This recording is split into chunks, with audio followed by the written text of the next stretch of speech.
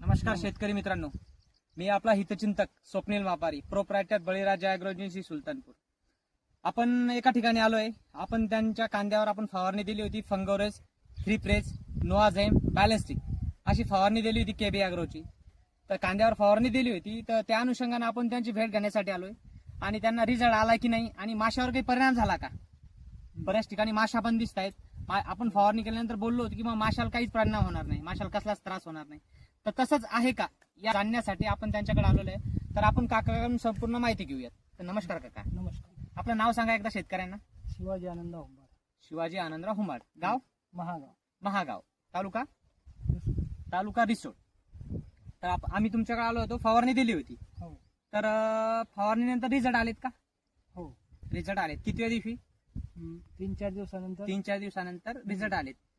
बऱ्याचपैकी कांदा करपला होता, हो, पात अगोदर- पडत होती. अगोदर पात पडत होती, गोंडा पडलेला होता, खाली वाकलेला होता, खाली वाकली. बऱ्यापैकी करपलेला होता. करपलेला जे आणि मेचक्यात बघा भरपूर थ्रिप्स असे होते. जास्तीत जास्त रे. थ्रिप्स भरपूर होते. तर थ्रिप्सही राहिले नाहीत. झाले. कांदाही सरळ झाला हो आणि फ्रेश वाटायला लागला. हो फ्रेश वाटून. फ्रेश वाटू राहिला. करपलेला पण फ्रेश झाला.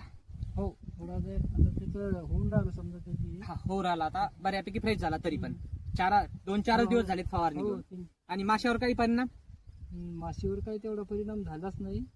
नाही. माशी माशी फवारणीनंतर माशी आहे ना. आहे फवारणीनंतर माशी गेली नाही ना. नाही हा फवारणी केली आपण, तर माशीवर काही दुष्परिणाम झालेला नाही. नाही. माशी पण आहे. तर तुम्ही फवारणीवर रिझल्टवर समाधान आहात का? हो. समाधानी आहेत. धन्यवाद. धन्यवाद.